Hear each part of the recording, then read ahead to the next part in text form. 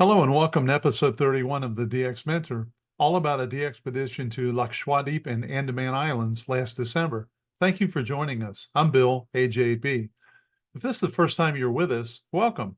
We have a back catalog of over 30 episodes on a variety of DX topics, so I hope you'll check us out. And those episodes are available on podcast format as well as YouTube. I wanted to thank Tim, N9PN, for an excellent email with suggestions and comments about our episodes. It was great feedback and I enjoyed it. Thank you, Tim. Also, Glenn, AF8C, sent along a comment about stations tuning up on the DX calling frequency. And he's right. If you are going to tune up, use a dummy load and move off frequency once you are on the air just to do that final tweak. So pay attention and remember, a lot of times you can transmit a lot further than you can hear, and you could be QRMing someone without knowing it. So, hey, thanks, Glenn, for the comments. Krish, W4VKU, operated from the Lakshadweep Islands, which was Asia 011, as VU7A during December 4th to the 15th in 2023. He then moved to the Andaman Islands as VU4 November during the December 16th to 26th, 2023 time period. Now, I was very fortunate to work him as VU7A, which was my first Lakshadweep. I was not able to work him as VU4N, which I still needed. Significant difference, and it was very interesting to talk to him in this podcast about why that might be.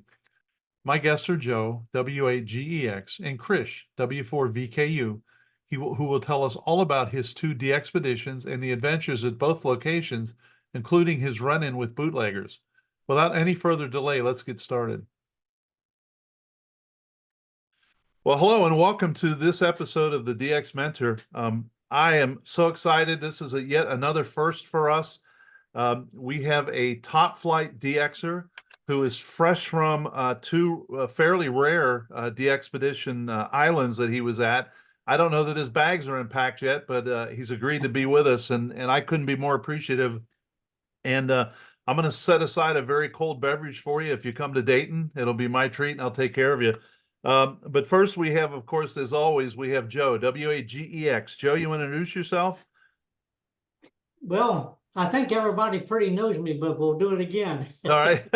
Yeah, I'm Joe, W8GEX, and been the co-host with Bill on all these podcasts for way over a year now. And if anybody's been around and listened to all of our podcasts, that I'm a DXer all the way. Ever since I got my technician class back in 1970, I started DXing on 6 meters and been absolutely hooked ever since. Been on several DXpeditions, some just by myself and others with 15 and 20 people. And it's just in my blood for sure. So that's my story, Bill. All right, great. And our special guest is Krish, W4VKU, I think otherwise known as VU4VKU, if I have that right. Krish, tell us about yourself and tell us how you got into ham radio. Oh, thank you, Bill. Just a minor correction. I would have loved to have the VU4VKU call. Unfortunately, the Indian authorities will not issue that as a permanent. So it's VU2VKU, right? All right. So no, all good. So thank you for having me, Bill and Joe. So yeah. So what do you want me to start, Bill? Just how did you get into radio? Oh, good question, right? Like, so I was about like 12 years old, and this was back in 1982 when, the equivalent for the Olympics in Asia, they have the Asian Games, right? So in 1982, the Asian Games was actually hosted in New Delhi. So they were actually selling like this little pocket transistor radio kits. So somehow, I don't know how it dawned, but I like to build little circuits and other things, when I was 12. So my dad got me a kit. I don't know, it was like $4 or so. So I tried to put that together, and I've been fascinated with the concept of radio. And there is the All India radio transmitters not far from where I used to live. We used to see all those curtain arrays. So I was fascinated once I was able to get the radio working. And then it turned around like, okay, how can I transmit? I'm receiving. How can I transmit? How can I talk to other folks, right? So it started there. And somehow, again, this is before the era of the internet. So everything you got to find, some paperback material to learn anything new. Then I learned about ham radio from, I don't know, some article somewhere, but back then there was no facility to do what's needed in order to qualify for a license. So, I had a sheet of paper where I wrote all the Morse code dots and dashes, but didn't know how to practice it without the key and all that. But then back in 1988, when I actually left town, went to another town for undergrad, there was a club station. I don't know, some of the old timers might have worked Victory Uniform to Charlie Bravo Echo. And it was sponsored by the big DX at then, Victory Uniform to Germany, Delta Germany, back in those days. So the club station was there, and they had a caretaker who was out there and offering classes every day. So when I get off the college, stay there, take the classes, and then I think a few months later, I got my license back in 1989. So that's how I got into radio, and then eventually got the ham radio license as well. Well, I'll pause and see if you have any questions. Yeah, so there's always a big jump though from just getting your ham license to really starting to chase DX. So what kind of got your appetite to really start chasing DX around the world? That's a good question, Bill. So back after I got my ham radio license, and occasionally I used to go to the club station and operate. This is one of those things I tell everyone, right? Like when you're a student, you have time and no money, right? So I used to have a little radio. I used to do more of broadcast listening to, stations all over the world, get QSL cards. So it used to be a lot of fun. And then once I started working, was able to pick up radio. But by the time I started working, I was here over in the States. And then you have the issue with the associations and antenna restrictions and all that. So had a radio in my apartment, used to run wires out into the trees. Someone used to go and snip the wires. I used to go redo them. So that's how it started. Started DXing. This was back up in Northern Virginia, and then I moved to Carolina. I was able to install, somewhat decent antennas here. But the real bug kicked in when there was an opportunity to partake in the first VU7 expedition in a long time. This was back in 2006. The Amateur Radio Society of India at that time was able to organize a trip. That was the VU7 Lima Delta, because there was a long period of time where no one was allowed to operate from VU7.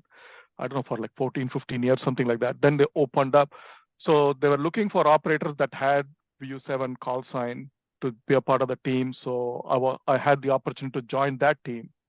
And I was like, okay, this is fun, right? It's like you got a lot of folks doing the same stuff and all the challenges. And so it was a lot of fun. So did that and then came back. And then in 2011, there's a second opportunity. The club again put together a trip to VU4. So that was the VU4 Papa Bravo. So joined that one. Again, it was fun. Both these locations had different challenges. And so it was interesting. And subsequent to that, and I had fought some good connections. And there was the old man, VU2 PAI, who is now Silent Key. So he was game. He would say like, hey, you want to go somewhere? Let's go. So that's when like back later, 2 years later, in 2013, we thought, let's go to Maldives and hang out, right? So that's when we rounded up all the 2 stations, carted it. We go through the customs, and the guy asked like, are you going to take all of this back with you when you leave? I said like every single bit of it has to go back, right? So we had like over 100+ kilos for 2 stations. So it was a good time. So we did that 2013, and then had permission for VU7, because if you look at the gap between 2006 to the next VU7, we were not sure if they would give us a permission for anyone else that applies for outside of the society. So 2013, I just threw a piece of paper and luckily got permission. So coming out from Maldives, I think a day later, I fly to VU7 and, so got a hang of the location and the logistics. So that was 2013. And then we were able to do the VU7 AG that year with a broader team. So with that being done, then the next year we thought, let's try, now that we got VU7 activated, let's try VU4. So tried to apply again, got permission for 2014 solo trip, did the VU 4K for a few days. And then the same year, we were able to take a larger team and activate VU 4KV from the Andamans. And I think the IOTA folks were actually asking to go to Campbell Bay, which is Greater Nicobar down south, because that's a different IOTA and has not been activated since, I believe, the 2004 tsunami timeframe. So VU to PA and I, Pi, we went down there and activated that for like 10 days, came back, and then we activated VU 4KV. So that was 2014. And 2017, just we thought like, let's go to a different island in the VU7 chain, because certain islands were off limit to foreigners, right? So I went to a different location thinking maybe I'll take K3LP and a few other folks with me. It never panned out, but sadly, but that was again in 2017. So we laid low, and then old man VU to PA passed away in 2019. So was like, okay, what the heck? I don't have as much excitement anymore, so just laid low. And but then it's been a long duration time frame between the last activation versus now, and the conditions were good. So I thought, okay, let's try to do something, right? So, and I'll pause and then I'll add a little bit more color to the specifics about the two operations. But I'll pause and see if you have any questions, Bill and Joe. Wow. So what other DXpeditions have you been on besides VU 4 and 7?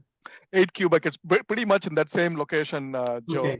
So wanted to expand a little bit more, and I was working with some of our friends in XU, right, to see if I could get a trip to Cambodia.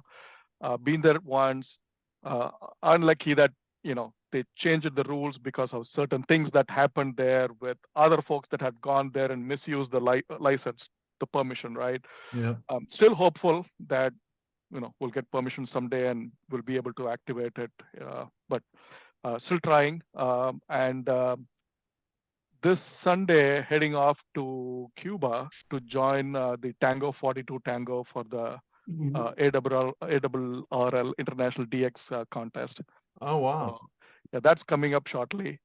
So that's the only big one. Still trying, see what pans out, Joe and Bill. So you're pretty well connected. Do you know anybody in North Korea? You know what? I've been sending out some feelers, right? But there is an outfit that actually organizes trips to North Korea, like more of tour packages.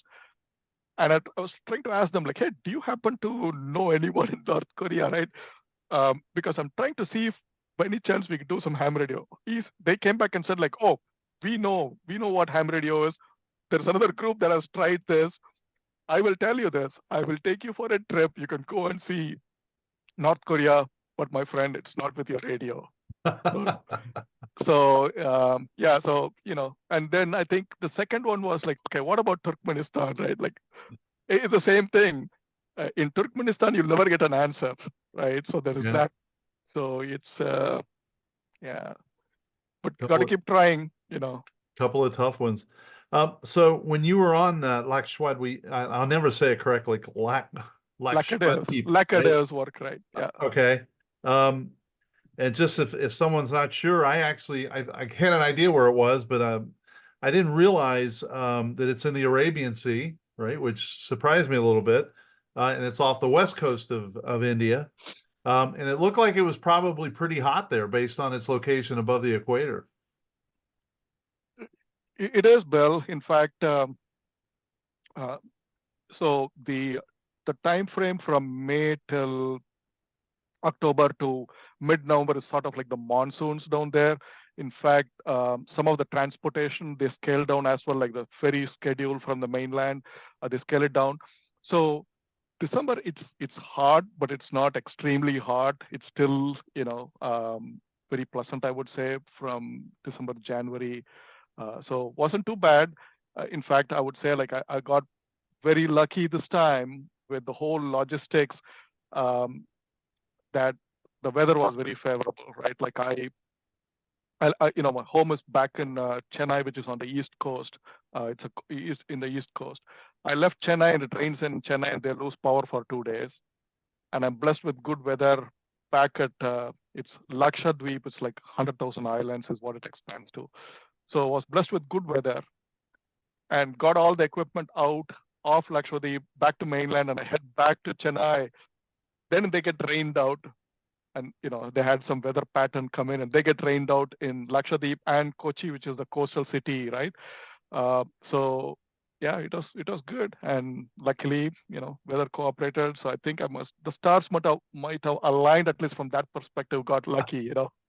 Well, and I got lucky too, because I was able to work you while you were there, and that was my first one. So thank you for that. Yes, I did. I did too. So thanks. Yeah. So were you the only operator on this one? Yeah. So I'll share how this kind of kicked in, right? Well, so in the past, any trip, the logistics with hauling the equipment is the biggest headache, right? But it just adds up, like, hey, maybe I need this, right?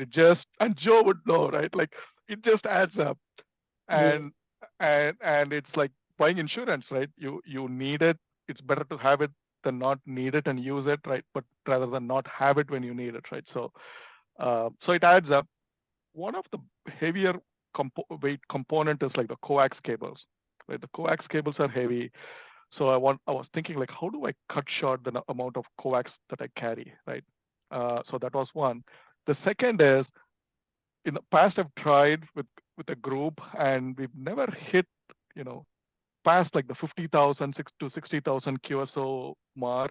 So I was trying to see, like, what can we do optimize, right? Over the years, and we've kind of improvised on the approach as well, learning from some of the other expeditions, like, what can you do better? So that was one motivator. And the second was, Club Log has this CAS award, right? So, and I was of the opinion that maybe I can take a shot at the single op category. I don't think I can cut it with a multiple operator team. So with a single op, I thought, okay, let me take a shot. So that was one. And in my attempt to cut the amount of coax and the number of antennas that are installed, right? Like, so that was something I was trying to figure out what can be done. And then you have the FT8 that came in. I had a little badge somewhere. I went to Visalia last year, and someone gave me a badge saying, like, FT8, it had a strike through, saying, like, no FT8. So, and I share this, like, all day I work on a computer, so I don't want yet another computer. I need something with knobs, right? So I don't want yet another mode where I'm going and clicking a computer. But what got me hooked on with FT8 was the literally extracting intelligence out of noise. Yes. Right? That was pretty fascinating. So then and again, most often I just operate SSB. I chase DX with CW, but not a CW operator. So I was thinking, like, well, if this is great, like, even with a low power, you're able to get low band signals across, then it's pretty efficient. And so the CAS award, trying the single operator category, trying to optimize on the amount of coax carried, trying to use FT8, and also it kind of supplements the need for CW. So I thought, okay, let's go and try. The goal is to hand out all-time new one to as many folks, new slots, whatnot, right? So if I can do it with FT8, why not? Right? So that was the goal on this trip, and I'm more than happy to elaborate a little bit more on how I was able to put it all together. So I'll pause. Yeah, I would be curious about that. And I think your comment's a really good one. There's a lot. I know there's a lot of people that aren't. Well, there's some people that aren't fans of FT8. And I do think, though, when you look at the technology behind it, it is truly amazing. The mathematics and the error recovery and everything else. And I wish for that alone, people are a little more open to it, but that's all right. I like it. I use it. So, and thank goodness you use it. And my hat's off to you, because I would assume that you had some pretty severe pileups, and yet this is the first time you're jumping into the FT8 water. So I'm not that courageous, I don't think. So I'll share some more of the logistics, right? So, and I had done some level of testing before I left. Like, for example, the vertical antennas. trying to get like a how do you optimize the amount of time it takes to set up a station and get on the air quick, right?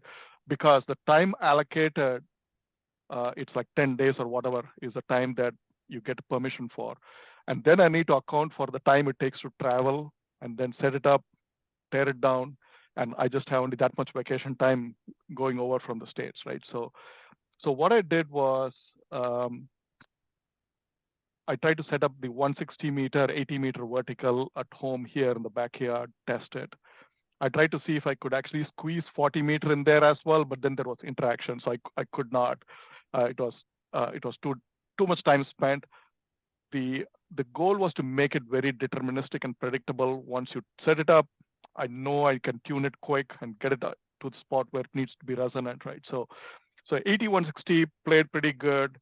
80, 75, I had to pick and choose on which one I was going to go on, which was fine. Then I had a second vertical for the 30 and 40 meter band. Then I had a third one, the DX Commander for the 20 to 10.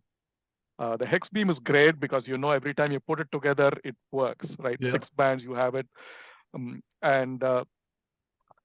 There were some 6 meter folks that were asking me, and I tried to build a 6 meter Yagi, but it was raining all along in Chennai. And it took me a lot of time to actually even pack up all the stuff because I have so much gear back in view and which has not been used in like many years. So it takes time to take it out from storage, pack it all up, and then prepare it for shipping. And it kept raining, so I didn't have the time to build the 6 meter Yagi. And I thought, okay, well, at least the hex has 2 elements on it for what it's worth. Whoever can hear me, let's work with them, right? So I had the 160-80 vertical, 80-40 vertical, 30-40, 20 to 10 was a vertical, and then the 20 to 6 hex beam. So that was like 4 antennas. And then folks were asking for the 60 meter to be activated as well. Did not have any filters, nothing. So was able to get a bamboo pole, stick it up, and get that going. So now I don't do CW, but how do I do low bands, right? Because SSB is not going to cut it. So that's where the FT8 kicks in. So with these antennas that I had set up in the backyard, you had to figure out whether how bad is the interaction, especially when you have multiple computers running, does the RFI get in? So I had to choke all of it. And then I was able to lay my hands on some of the multiplexers. So that really helped. So I was able to run multiplexers for all these antennas. So we could get multiple signals on the bands that are open at any point in time. So that's how the multiple stations kicked in. It's not as easy as people think. People think, hey, you know what? It's autopilot. It runs by itself. There is nothing to be done. That's not true because you got to sit there, keep watching. It'll run. All of a sudden, it's only transmitting. It's not receiving because something happened between the radio to the computer and it's not decoding, right? So you got to see what's happening there, restart, do whatever you need to do as quick as possible. So there is that. And then, again, there's a lot of other things that go on, like people try to beat the system, right? Not send the the grid square, grid square, right? And they just send reports. So you got to then shift because the computer software, the flaw in the software keeps calling them back. So there is that. So it's not like, hey, I just set it up and it's on its own. I can just go and have a drink, right? No, you got to watch that. Plus, when bands are open, it's really open, right? The queue fills up, and if I usually set the queue size to like 25. So if the queue size is 25 and I'm running single stream, there is no way I'm able to work everyone that's waiting, right? It's taking its own time. So then you need to bump up the number of simultaneous QSOs that are answered. Now that also is not right because, well, people complain, hey, we were able to copy you minus 18 dB the moment you went to stream, no decode. Yeah. So it's a challenge, right? Like, okay, who do you satisfy? Like, are the folks that, should I actually just mow the pile down, with multiple stream, and then maybe the next day, once the weak signals start showing up, then keep going single stream. It's tough. So you got to make a call, like, tweaking the queue size and tweaking the number of streams. And watching the feedback and then adapting. And you got to do that times the number of simultaneous stations you're running, keeping an eye on all of it at the same time, and the amplifier and the radio, right? So it's not like, okay, yeah, fire it up and you're good to go. You got to be hands-on. So So it when seems, when we're on a DXpedition, Chris, everyone thinks we're having a great time. Joe, given the choice, right? Given the choice, I would actually get a drink, sit at the beach, and not worry about anything, right? And I tell this to folks: hey, I go to Maldives, I go to these islands. There are times where I would even never get my feet into the water. Yes. Never get my feet into the water, right? That's it. Maybe I'll get the feet into the water just to run the radials. That's about it. Yes. There is no going, having fun, nothing at all. It's it's worse than work. Work, maybe start in the morning, 7 o'clock. By 9 p.m. I'm done, and then it's off, right? The expedition, it's not the case. It's like maybe you get to sleep like maybe 2-3 hours a day, right? That's about it, because the band is open. Some band is open to somewhere at all times during the day, Sure. and people expect you to be there, right? So Yeah. it's You should know that. it is. It's Yeah. worse with going on an expedition than just going on a vacation, sipping a margarita there. so how many hours a day were you on the air? Because it seemed like you were being spotted around the clock pretty much. It's so probably I would get a sleep for like maybe 2 hours. And here's what I did. On the second trip, one of my schoolmates, and again, I had someone help me pack all of the equipment, because I took 1,000 pounds, almost 24 pieces of packages, right, to ship. So they came and helped me. And so he wanted to actually join me on the trip because he thought there is some business possibility in that location. So I told him to come over. He finally said, hey, look, you know what? I thought I work hard.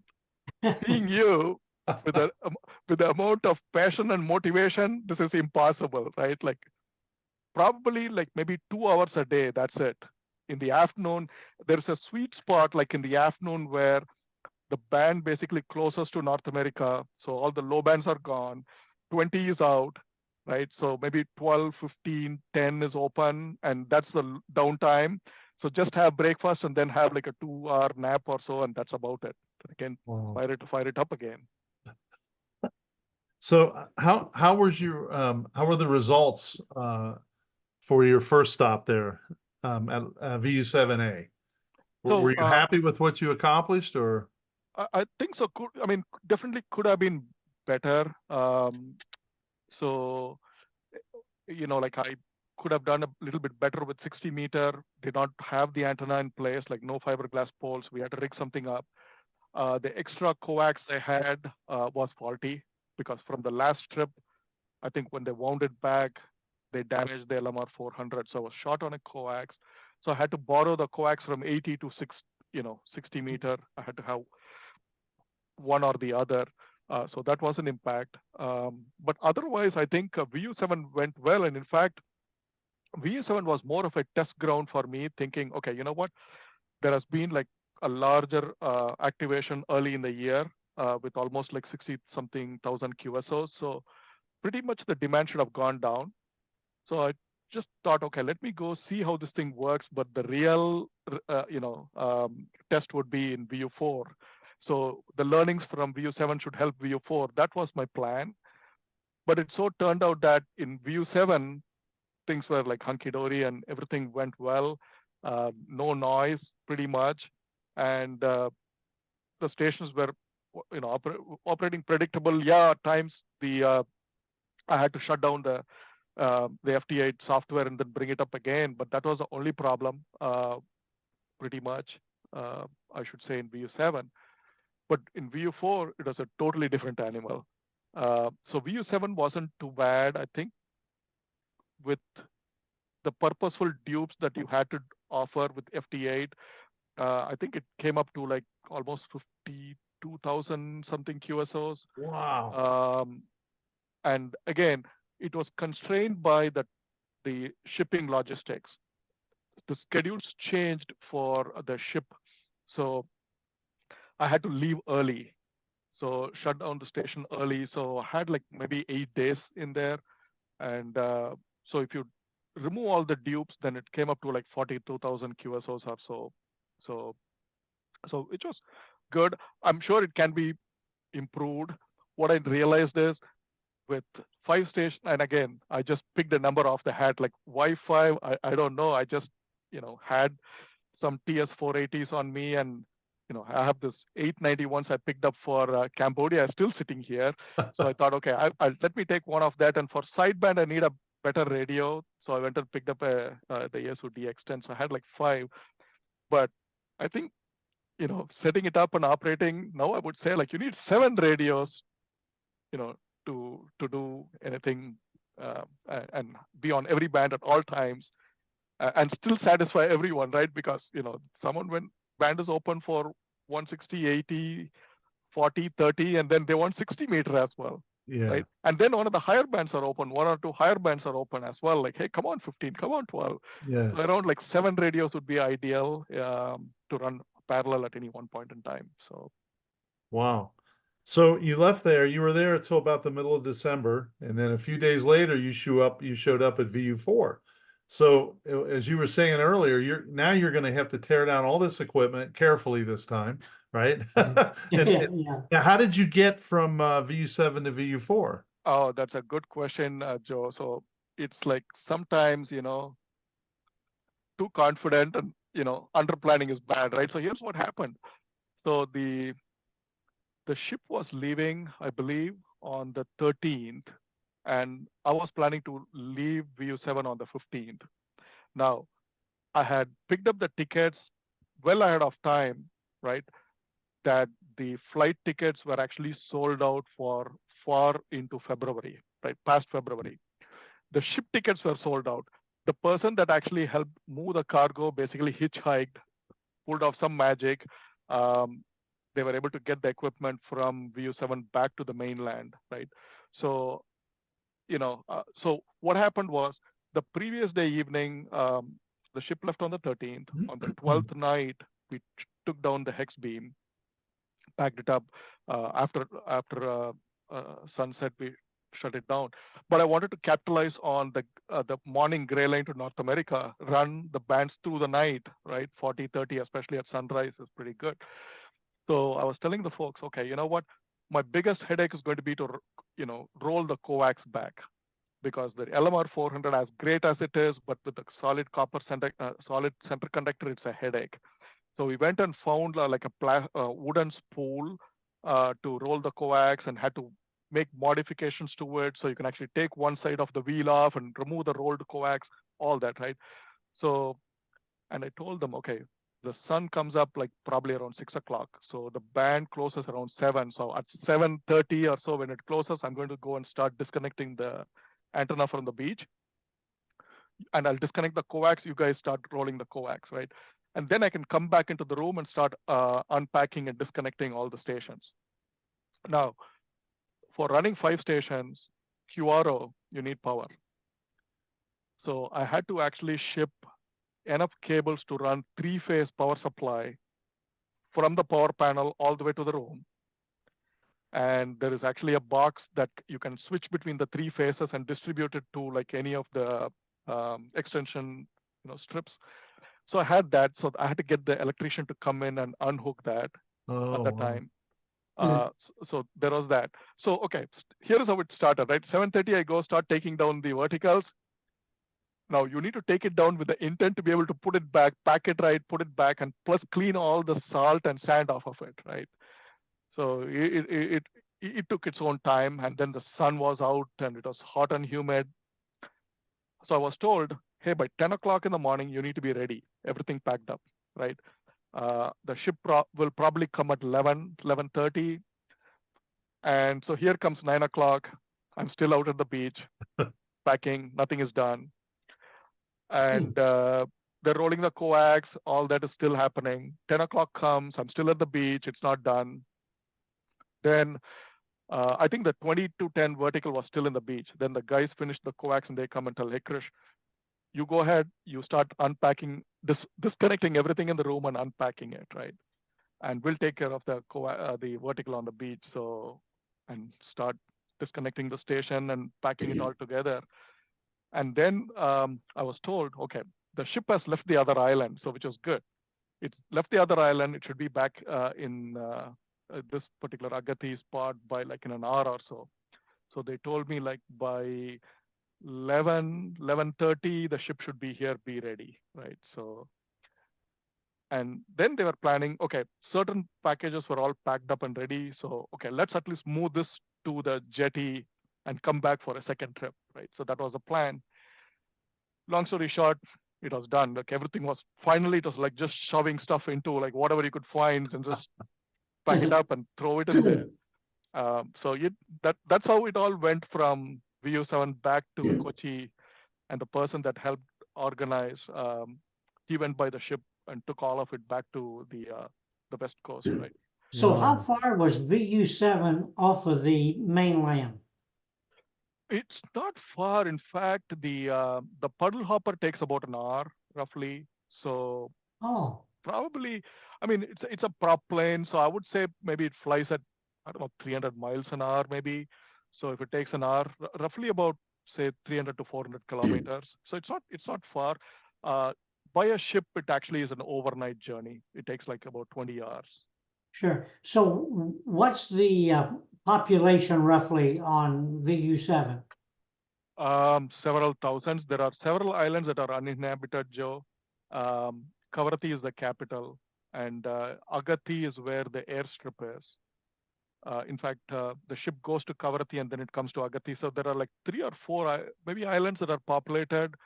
It's not much, and it's restricted because the folks there are, well, how can I say this? It's more like a reserve, like the reserve like we have. It's sort of like that, like an Indian reservation. It's sort of Yes. like that. They have Okay. special rules and all that, right? So probably like, so, I don't know, maybe like between 20 to 40,000, something like that, probably. These islands are small. There is one that actually is larger and it's much further south. Never been there, but it does take, there's no flight to that spot. So have to travel by ship. It's larger landmass, and it's open for tourists. It's one of the 3 locations that's open for foreign tourists to go there. So the next stop becomes VU4, and if I studied the map correctly, it looks like that's actually closer to Thailand than it is to India. Is that correct? It is, in fact. So folks keep saying like, "Hey, look, I worked in VU7, so it should be the same in VU4." And I keep telling like, "Hey, look, VU7 is, maybe it's harder for the West Coast in North America to get to VU7, but for East Coast, I don't know. It's like it's just pretty close, right?" So that's how I see it. And I keep telling like VU4 is like, because from VU7 to Kochi, which is the coastal city on the West Coast, say it's 300 miles roughly, right? From Kochi to Chennai, the flight is about an hour. So and that's a jet, so it's 500 miles. So roughly Okay. you're at from VU7 to the East Coast, roughly about 800 miles. Now the flight from Chennai to Port Blair, which is VU4, that's like a 2-hour flight, right? It's a jet, so that's like almost close to 1,000 miles. So 1,000 plus 800, roughly around like close to 1,500 miles if you draw a straight line from VU7 to VU4, right? And yeah, it's kind of like called like a RF black hole there, pretty Yeah. much. I have to admit, looking into it, and I'm looking at my map now, I didn't realize how big India is. That's one thing I didn't realize. It is a very large country, and it covers a large part of Asia, and then they have VU4 sitting over there closer to Vietnam and Laos and Cambodia than it was India. So it's like I knew where it was, but to that detail really surprised me. So that must have been interesting. So how long did it take to get set up there, and you're off and running again? Yeah, so it's deja vu all over again. So all the equipment had to be shipped by air, and so I was there on the night of 15th. I fly from Kochi, which is on the west coast, back to home, Chennai, and I had to pick more stuff because everyone was asking for 60 meters. I had to get another fiberglass pole, and I had ordered additional wire because at least in VU7, to tap into the power panel to get 3-phase wasn't too bad. It was probably maybe like 15 meters or so, like around 40, 50 feet or less. But with the at view 4, I was told it is at least about 150 feet from the room, and I had ordered extra wires, so I had to pick those wires. They're heavy, and I don't know, a few more things I had to pick up. But anyway, another roll of coax, yes. 2 For more sure. rolls of coax I needed, right? So all of that, packed it up, and had to pick up another pipe to install the fiberglass pole, so you can drive it down into the sand or into the water and then install the fiberglass pole. So I had to pick up all of that. So I'm home by around like 10 p.m. So land at 8 something. It's about an hour and a half in the traffic getting home, 10 o'clock. I pick up all of this, pack it up, and at 2 a.m. in the morning, 4 hours later, back on the on a vehicle with all the stuff back to the airport, because the flight leaves at like 4:45 in the morning. Oh my God. Gee. And especially when you take the radio and other equipment, you don't know what you will face when you get to the airport, right? So, but it worked out fine. Got all of it sent across, and I land around 7 o'clock. So someone comes in, someone I know picks me up, and I was told, like, okay, wait about an hour and a half, the cargo should arrive. So we go straight to the airport and get a truck, load up all the cargo, go back to the place, we're staying, and then I start beating up the electrician. He never answers my call. He's still snoozing, I guess. So finally we find someone, because need to get the power to the room first. So get that done, and then had to run the coax cables. Again, I've never been to this location, never seen it before. Just the person that helps me with the logistics, and he was saying, like, there's a road that runs, it's a very busy road, and there is a canal that is in close proximity. So he was saying, like, hey, let's get the coax cable under the canal and across and go to the beach right across, right? So yeah, fine. Except that I would not set my feet into the water in the canal, because there is effluent discharge and everything going through it. So hire someone in there, run the cables through, snake it under the canal, take it over to the other side. And this time I changed plans. Rather than setting up the hex beam first, I went and set up the 20-10 vertical first. It was easier to set up and tune. So got that running. Once the power was in the room, then I was able to set up the stations in the room as well. And then I found out, I was lucky in VU7 because they had the needed furniture. So it was all good. Just set everything up, done. And when I asked for furniture in VU4, they bring me this rinky-dinky little plastic coffee table, which would not even hold the weight of it, just a transceiver, leave alone having an ACOM sitting on it. So luckily, all the shipping cases that I had to use it for making makeshift table and set all the equipment on that. And also you need to position it in a way that you have a visual of all the equipment as they're running, right? So if SWR is out or anything odd going on with it. So had to set that up. So got the station running with the vertical 20-10 vertical, and then went off to install the 30-40 vertical by the beach. And here's what's happening in that location. I've never been here before. There is a seawall across from the water, and above the seawall, there is a bunch of guys selling alcohol. Now, what these guys do is they buy the bottles from the outlets, and again, strictly controlled by the Indian government. These guys buy the bottles and they sell retail. So you have guys that come in, drop it in the morning, pay the guy money, have a glass, take off for work. So these guys are there. Now they think I'm actually with the law enforcement trying to install cameras, right? So this becomes a problem, right? So I installed the vertical, and we had all the radials, for the 30-40 vertical. It was running fine. And then at night, I noticed like the SWR was high, like at one point. So I thought, and the tide comes up like twice in that spot, right? And varies. I thought like, oh, crap. Did it come in? Did the high tide come in, and did it get submerged? That was my thought. Next day morning, I go there and see, of all the radials I had installed, there's only one radial that was all coiled up along the post. All the other radials are gone, right? I had so many radials for the 30-40 meter vertical. So the band was open to NA, and there are folks that worked me, so they all worked with that one radial basically that night. Now, if it had been, so my thoughts were like, okay, there is animals walking around, so did the animals get coiled up and they drag it away? But that was not the case. Or if it had been the high tide that had ripped the radial wires. But I looked around, there's a lot of debris. If it is the tide, it takes it and then it's back, it's actually washed ashore. There is no trace of any wire. So I had to then turn around and, okay, this is no good. So I pulled out the vertical from there and then turned around and installed it above the seawall further away. And again, had to go through the whole situation with tuning it and all that, right? So that was there. And now what happens is my thoughts were like, okay, what's the deal with the 80, 160 meter vertical? That's too big to install it on the seawall, especially to lift the whole thing up, hoist it, and then and the 160 needs like 4 top hats. So it became a challenge, and I think while lifting it is where one of the top hat or 2 of the top hat wires got caught, and they used like sheet metal for roofing. It got caught, and one of the guys were not paying attention, so it basically, compromised the fiberglass tube. It snapped.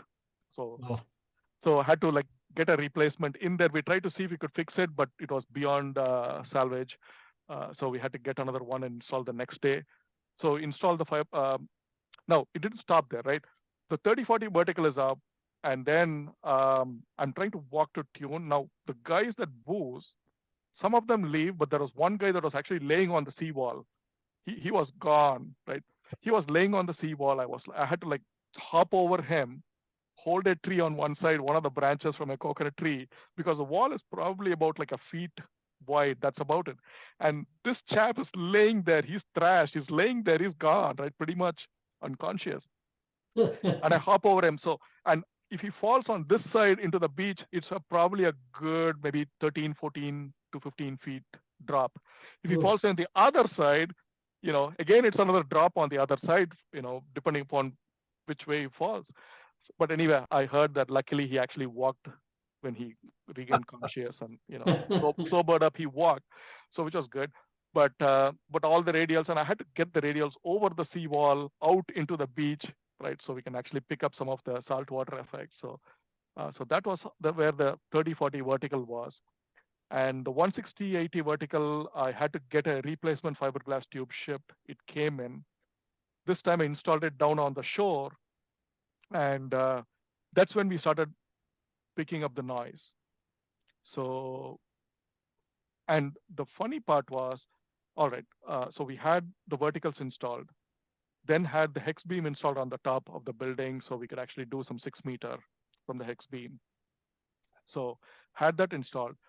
And then is when we started seeing the horrendous noise at nighttime. The sun rises at 5:30 in the morning. It's like out, bright, sunny, and it's gone at 5:30 in the evening. It sets like every day. So at 5:30 in the evening, the streetlights come up. When the streetlights came, noise comes. And many times the power goes out. So when the power went out, the noise goes away because the place had a generator. The generator kicks in, no noise. It's good at night.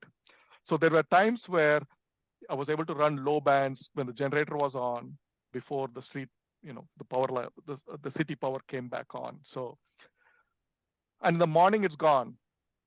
So that was an observation, but I couldn't explain. The 20 to 10 vertical that was on the beach was not susceptible to that noise at all, right? But the hex beam that was on the top of the building, gone. 20 meter couldn't hear anything. It was that bad. It picked up. So I had the noise, one of the noise canceller boxes where you can actually bring in the sense antenna. So I was trying to use the hex as a sense antenna and use the vertical as a transmit to see if I could do something, but it's still a compromise. You lose the signal coming in from the transmit antenna. So try to do it. It worked in some capacity, wasn't ideal. So that's when we thought, okay, you know what? Let's do this. Let's move the 30-40 vertical back from the seawall out into the water. If the 2010 vertical is not susceptible to the noise, just because it's further away from the building and the street power line, let's move it away. So move the 30-40 vertical out into the water. Did not help much. So then I thought, okay, let's try to move the 160-80 vertical even further out into the water. I'm not a big fan of it, but got to try. And I had, some of our folks say, like, what you do is you just shut everything down, go and scout another location, and then reinstall, right? Like, the problem with that approach is I have to now go and disconnect the power line, the whole 50 meters for the 3-phase, shut up all the stations, pack it all up, shut down the verticals, right? It'll take time. Probably lose another day and a half to scout, find out, cut a deal, all that, right, with the new place. So decided, okay, let's try without much disruption. Let's move the verticals out further away from the water, from the shore, from the buildings, out into the water. Now that coax roll that was used to connect the 160-80 vertical was almost 450 feet, so 150 meters out from the building. So then what we realized was, again, the thoughts were if it was QRN coming in from the power lines, maybe it's local and we pick it up from the braid of the coax. That was not the case. You disconnect the coax, you just touch the connector on the radio, on the back of the radio with just the center conductor from the PL239, noise. So it's not being picked up from the braid. So anyway, so that was an impairment, and I know a lot of folks are frustrated. I mean, I get frustrated. I run, keep calling the DX, and the DX is not hearing me, right? Like, people complain saying like, hey, I'm running so much power, and it's a waste of time. I spent 20 hours. So, Joe, like you said, it would have been a best time to shut everything down, go get that martini, and then sit on the beach somewhere, right? But then my thoughts were like, okay, you know what? At least those folks that have the ability to overcome the noise ceiling on my receive will be able to get through, right? Right. If they're able to put up stronger signal and maybe it gets past, I don't know, or it could be plain luck, like when the power went out and then it was on generator and I was able to still work, folks. So what would you do different? You've been on these 2 DXpeditions because everything is the same. You had to move everything, so it's really 2 DXpeditions. What, if anything, would you do different? Joe, the one big thing this time I realized was scouting the location. Don't assume, right? Check for the noise levels, right? Because everything is changing. And it turned out to be, I think it's pretty much from the street lights, the LED lights, right? And plus, of course, every device that is installed talks these days. So there's no telling. If possible, that particular location, unless it's a remote island where there is no infrastructure, nothing, have to test for noise levels first. Take a radio, test it. So so I have left some device with my contacts. So, in the future, they'll be able to scout a location both during daytime and nighttime to make sure, right, there is no noise in those spots. Because, you need everything, right? You need cooling for the equipment. And we've seen this happen in the past where you have equipment running in a marine environment. And if it runs for even a few weeks with the air circulating in for ventilation, the salt, corrodes the connectors over time. It's not immediate, but maybe a year, 2 years later, you can actually find salt corrode the connectors, and we've lost equipment in the past. So, and when you have like so much running and you're pushing the limits, you need the required cooling for it.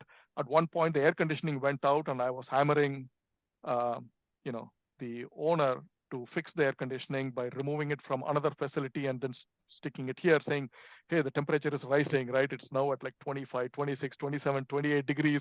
I'll start losing equipment at this rate. It's running hot. So, got to have power, got to have adequate cooling. Need to be near salt water so the antennas are efficient, right? Again, noise turned out to be the big wild card, and Murphy, and it turned out, so. Yeah, the noise is always a problem. And I told Bill, one of our friends, unfortunately, is a silent key, but he always told me, if you can't hear them, you can't work on. So that's the whole thing. Pretty much. You really need a quiet environment if possible. Well, But- you know what you really underscore is something we talk a lot about on this particular series, and that is, it's like when somebody's sitting at their house and they can't work you, they get frustrated. And then when they finally do work you, then they switch off and now they're looking for somebody else. But you still have to deal with everything. You still have to pack up. You got to get home safely, and then you got to get rid of the equipment. You got to QSL. You got to do all those chores that those of us have not done it before. We're just sitting there going, boy, I can't believe I didn't get him on 20. What was he thinking? Why weren't his hours better? Blah, blah, blah, you know? Yeah. The funny thing about this one was, I think I worked you several times from VU7. I heard you very well. I had no issues. I never heard you on VU4. And now obviously it could have been conditions and everything else, but it was just, I thought sure in those 8 or 10 days I'd be able to work you a second time. I just never heard you. And I don't have a super station or anything, but so how did you end up doing there on VU4 then? So not too well, because the nighttime low bands pretty much couldn't hear folks right on the receive end. So I think we ended up probably like around 25K, almost like less than half of the QSOs at VU7. But yeah, I mean, perhaps if the noise was overcome well, then probably would have done a lot better. Yeah. But there is that. It's the same antenna setup, same equipment, right? Yeah. Nothing Yeah. changed. But again, like I said, it's a different animal. It's so far out into, deeper into Asia that it's not the same. Now, I think I had like from VU7, I think we had 46 folks that actually worked me on 160 Okay. on VU7. And I think there were few hundred that were able to get in the logs on 80, right? In VU4, it was one. Oh, Really? There was one ham from W7 call area in the West Coast that got into 160, Gee. right? wow. So yeah, if it had not been for the noise, because pretty much it was a problem, right? Like I lost the ability to run, receive on 160 and 80 at night, which is where the noise levels are very disruptive. Again, same thing with 30, 40 at night. Europe, parts of Europe, then you lose the ability to run them. 60 meters, the same thing. Where it worked is in the mornings when it's gray line, when the lights go out, the noise is out, the QRN is out, then you have like that an hour to 2 hour window to run 30 and 40. So that's where it is like, okay, I need to now get as many folks in the queue as possible, and then mow the pile down and increase the number of simultaneous QSOs, right? So you got like the 2 hour window from say 5:30 in the morning till like 7 roughly. 40 closes sooner, 30 is open much little bit longer. So that was pretty much the opportunity there without the noise. So, but yeah, next, I think anyone looking for any other locations, yeah, just make sure that, the noise levels are good. But this one turned out to be more problematic than you anticipate. Like, for example, I was telling earlier, Joe, like, yeah, you start packing stuff up thinking like, hey, what if I need this? What if I need that, right? Like, so I packed up one of the induction soldering guns that we have here. Radio Shack used to make one. I had like the 100-watt. I had that because some of the coax that was used in the past, in case I need to snip and then solder a new connector to it because it had corroded or whatnot, right? I had that heavier gun. I was not planning to use it, but this time I had to use it, right? I had to do that. Then two of the TS480s, which were used in VU7, unpack, ship it across in VU4. Again, pack it up in VU7, ship it, unpack in VU4, set it, you plug in. There is this round, I don't know, 6 or 8 pin DIN connector that is used to actually pick up and send audio in and out to the radio. I don't know what happened. 2 of the radios, the audio input to the radio failed. So it's something with the circuitry. I've kind of reset the radio, wiped out all the settings, reconfigured, no go, right? Luckily, I had something else for a backup, which I think in those old 480s, it's got the little RJ45 connector on the front for the microphone. Yeah. So I had made a breakout box. It's probably laying somewhere around here. It's basically to apply bias to the microphone that you use for a computer headset. So the little box has a couple of batteries in there and provides a bias, and then it provides audio back to the radio. So I had that box. And in the past, I used to use the 480, so it had a little piece of wire hanging out with an RJ45 connector on the end, which is wired for 480. So I actually plugged that in and used the headset, and I was able to transmit through the radio. So that's when I knew the circuitry is fine. It's just that the audio input part of the connector, the DIN connector, went bad, right? So then I sent someone off to the store to go and buy 3 feet long internet cables, cut it, and had to solder that, because otherwise I'm down 2 radios. So you got to fix that, right? So fix that, and then I got that working. And that's when, of course, the 160/80 vertical break. So we get the fiberglass pole the next day, get that installed. And then the 60-meter vertical down there in the beach, it's like you got a reef further out into the water, but then there is an opening in the beach where there's a channel. So the waters come out through the channel. And then what I had was I had installed the 60-meter vertical along the fringes of the water coming from the channel. I hit the jackpot, right? Like, it was good, it was working fine, all tuned. And this is the night I had it, the day I had it installed. That night, there is this huge log that comes through the channel.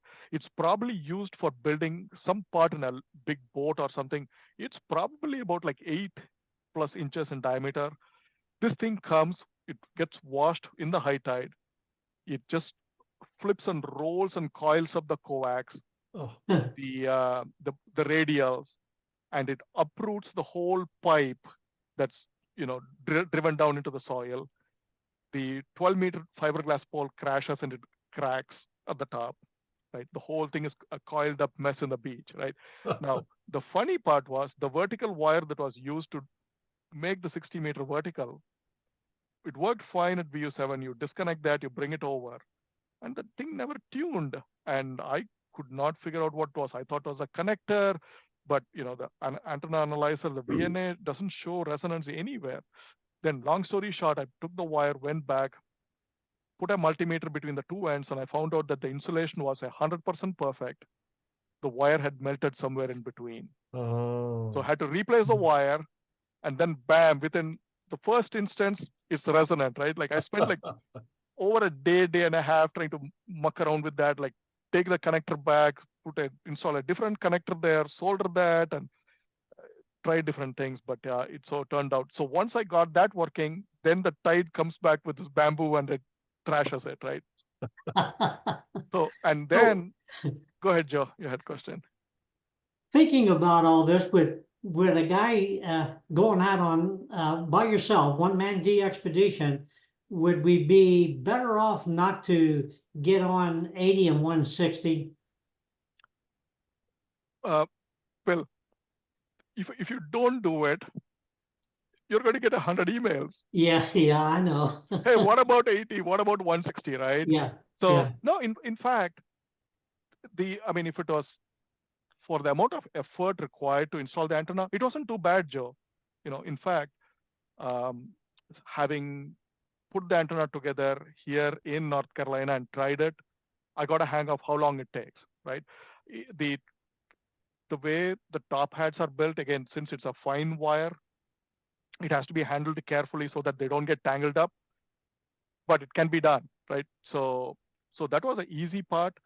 Dealing with the noise was the hard part, right? Now, had this antenna been on the shore, no problem, similar to what it was in VU7, right? VU7, I had a problem with the antenna, partly because I use the same mast to run 160, and then I was running 80 and 75 in close proximity. You have those spacers, nylon spacers that I think DX Commander offers with the holes to run the parallel vertical wires.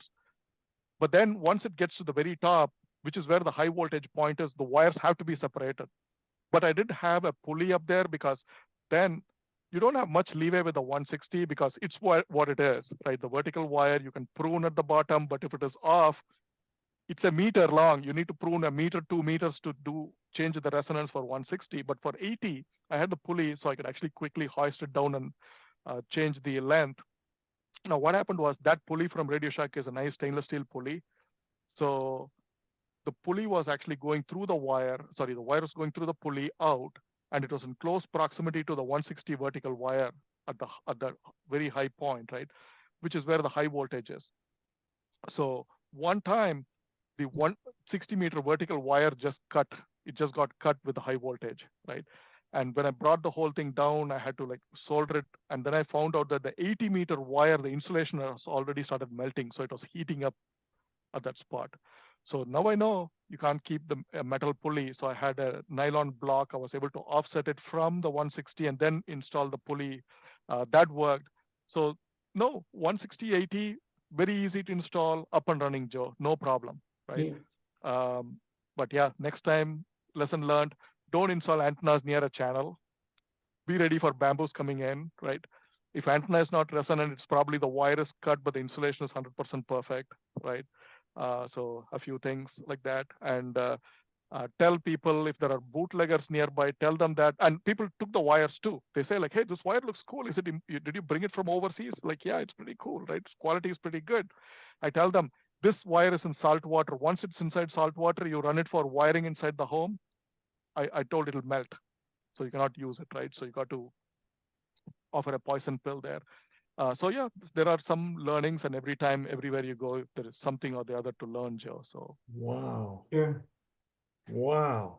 What an exciting time. Very interesting, ain't it, Bill? So you were gone the better part of a month then, basically? yeah, pretty much I left.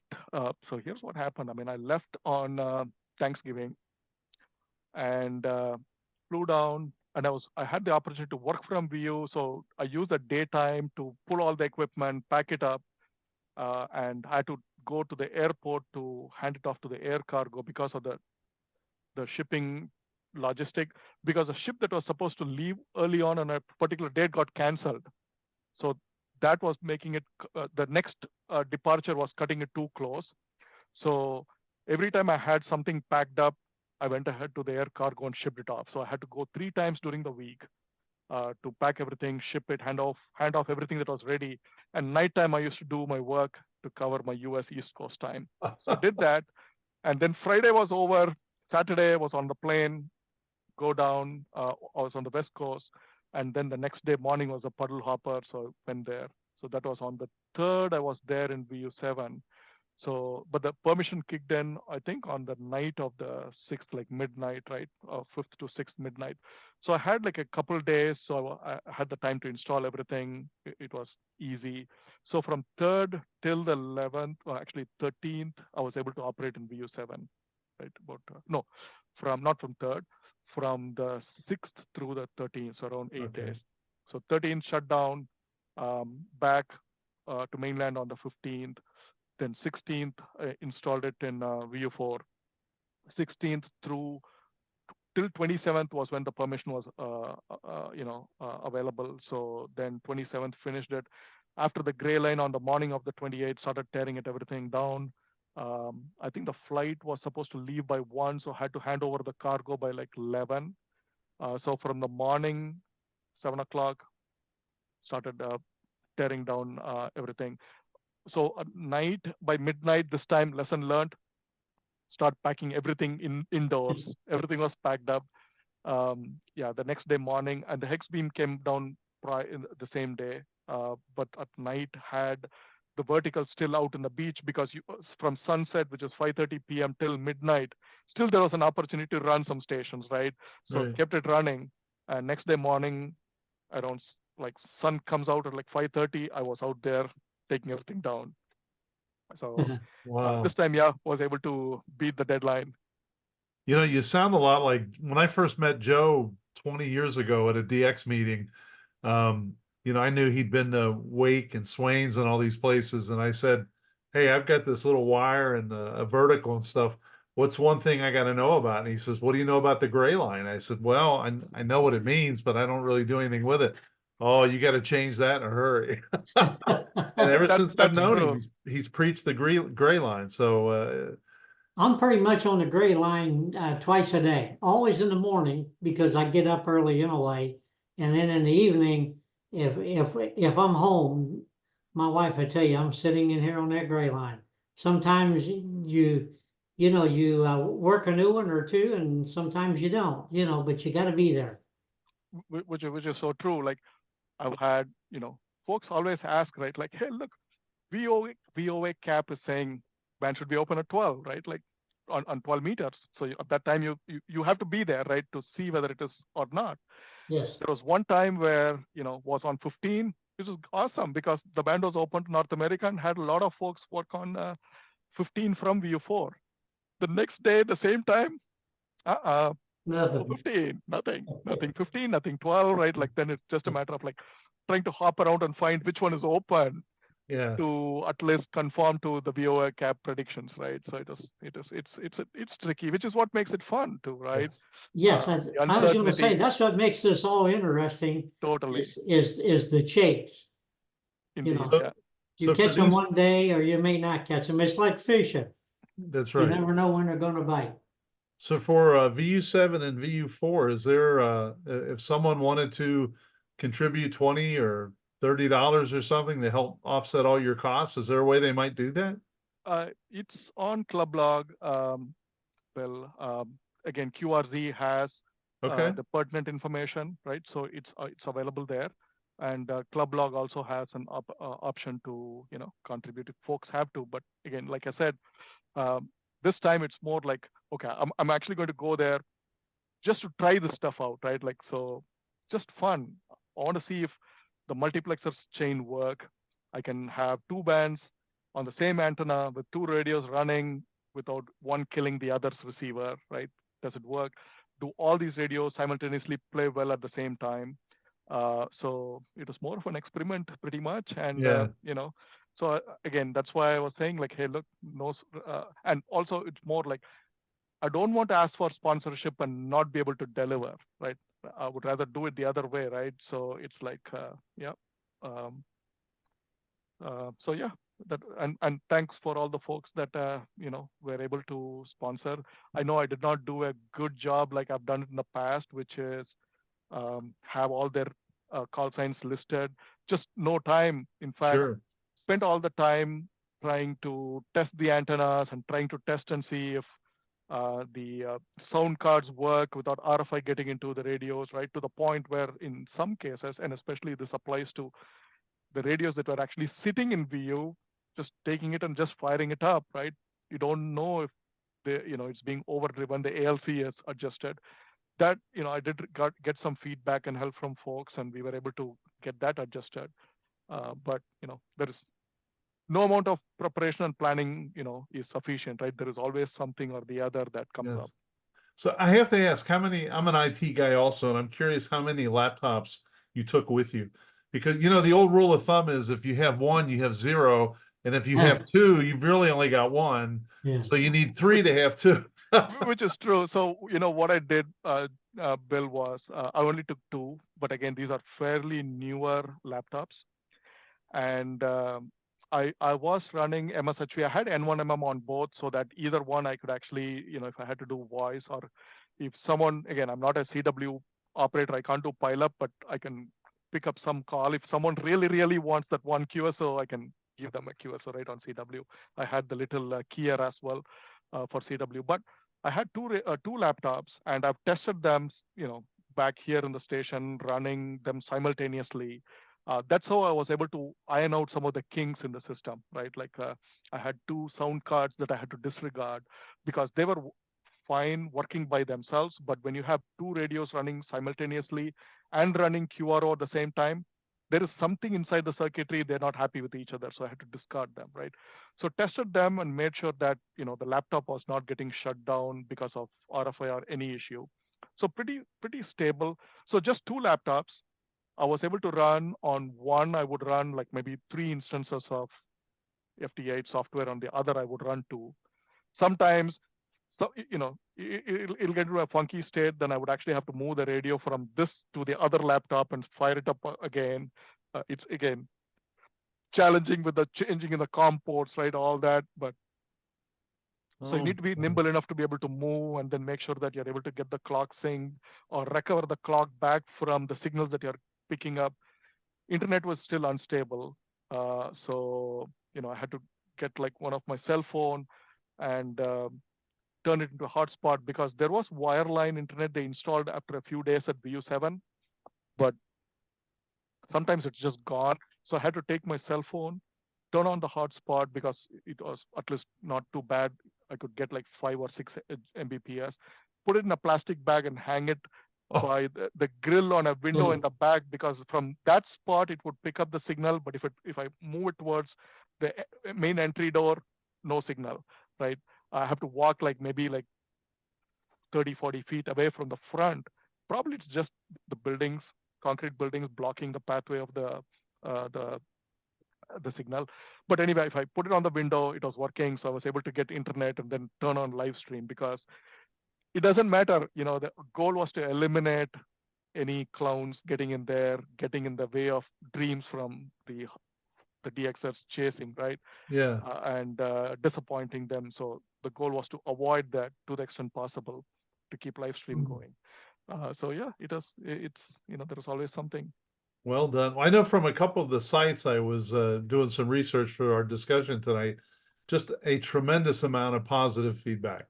So I think you made a lot of guys happy. And again, I think it underscores what we always talk about here is that this is just not, you're not just going to the beach and blowing up a raft and getting on the radio. I mean, there's a tremendous amount of work and expense and risk. The only thing I might ask as a favor is when you go to VU4 next time, I'll send you a few bucks and see if you can talk to those bootleggers for me, because no, they're all buddies now, right? Like here's the fun part. I turned around and hired him for some labor, right? Some muscle. I mean, yeah, when you have to actually move the 160-meter vertical and then you have to lift it upright and then stick it into the post, into the pipe, right? So you need some help, especially to tip it over and to take it down. So you just hire some of the local guys and then they're happy, right? And as long as they know you don't have cameras to trap them, they're all good. See, I never thought of doing that. That's no, you know what the funny part was? I asked them, like, it's like a whole ecosystem there. There's this little makeshift house, and then the bootleggers are there.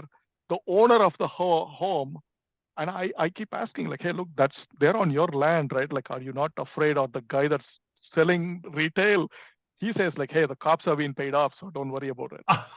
It's like, okay, like, so it's still interesting. I mean, when I was in VU7, there was actually a radar station close by, and they were coming in and were curious, right? Because they said, like, oh, we have to write it in our security report, what's going on in case we get asked. So they came and started asking what it is.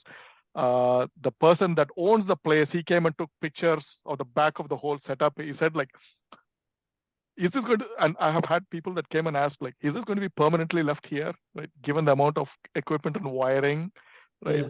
So they were pretty curious about the amount of work. They said, like, did it take you like a day, 2 days to install all this? I said, like, no, 2 hours. Less than 2 hours.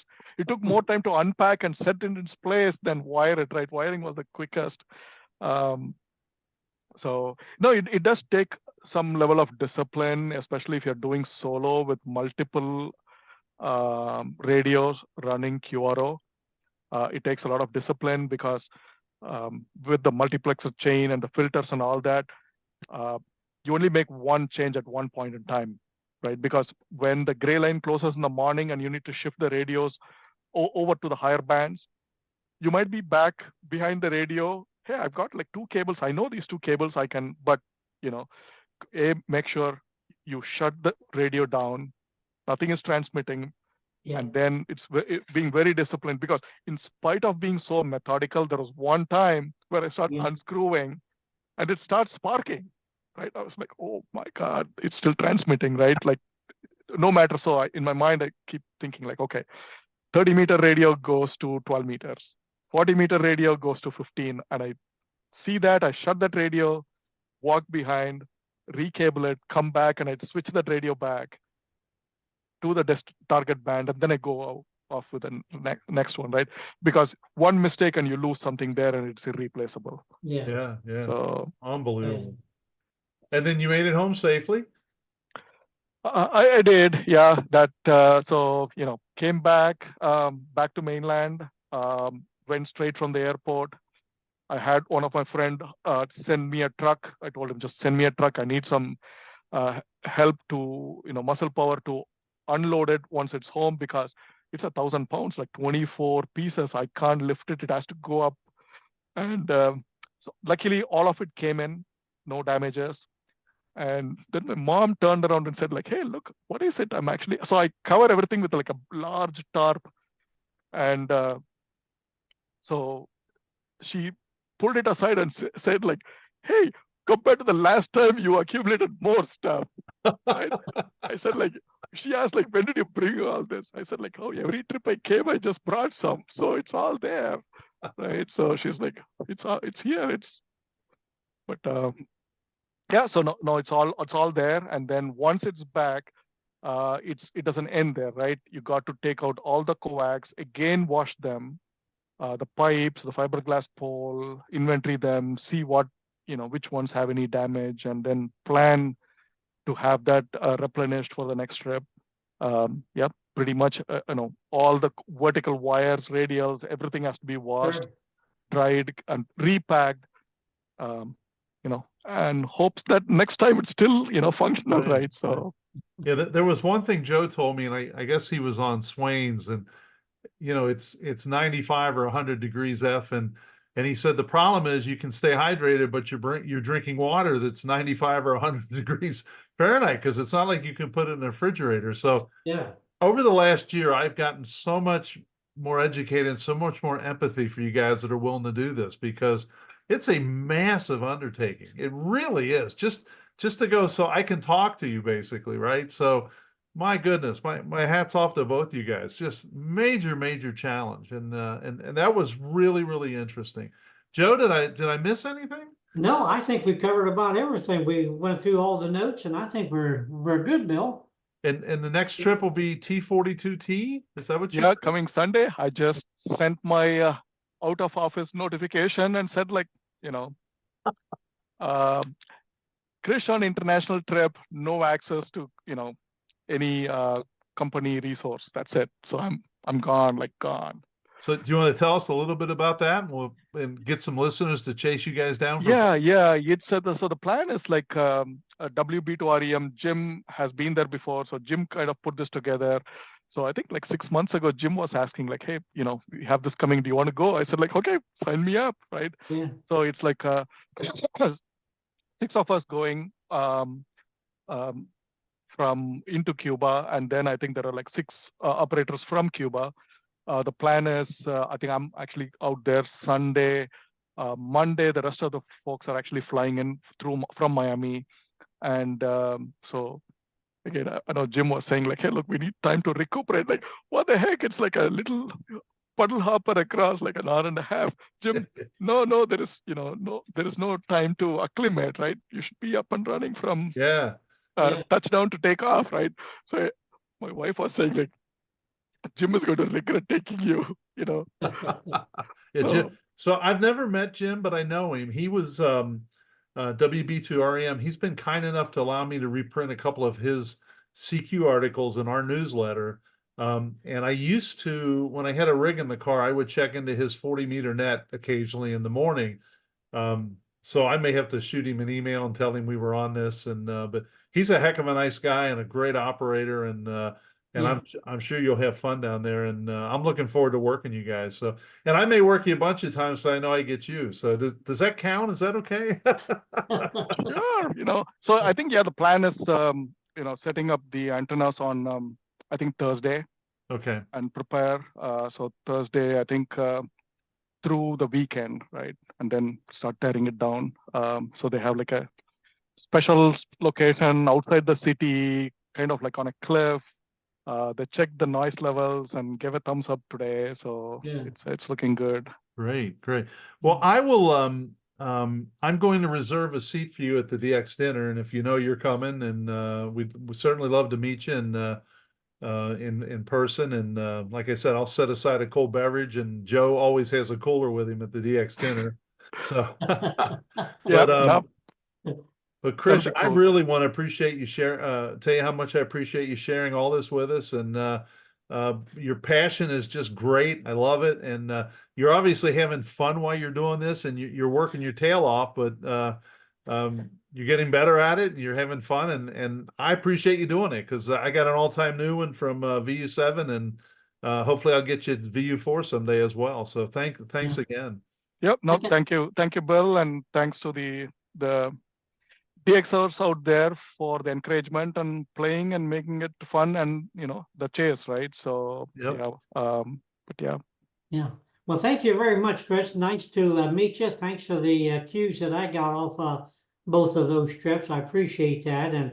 And like Bill said, we'll see you at Dayton, buddy. Yep, thank you, Joe. Looking forward to it. All right. Bill, Yeah. Thanks have a a lot, good everyone. evening. All right, you too. Bye-bye. Bye. Was that interesting or what? I hope you enjoyed it. Thank you for joining us on this edition of the DX Mentor. Of course, I would like to thank my guests, Joe, WAGEX, and Krish, W4VKU. Of course, I'd like to thank our sponsors, ICOM America, the Daily DX, DX Engineering, and the Southwest Ohio DX Association. You won't find anyone more committed to DX than these sponsors. I would love to have your feedback, answer your questions, and provide help with any DX or amateur radio issues that you may have. If you need clarification on something, or you just have a question, please email me at thedxmentor@gmail.com. Please drop me a line if you've achieved an all-time new one, received recognition, or you have a DX event that you would like us to mention. We would be happy to do that. If you're enjoying these DX Mentor episodes, please hit the subscribe button. You can also click like if you found this one particularly interesting. If you don't want to subscribe, or you really have no interest in what I'm doing, please let me know why. I just want to get better. 7-3 for this episode, and thanks to my XYL Karen for her love and support. I'll see you in the pileup.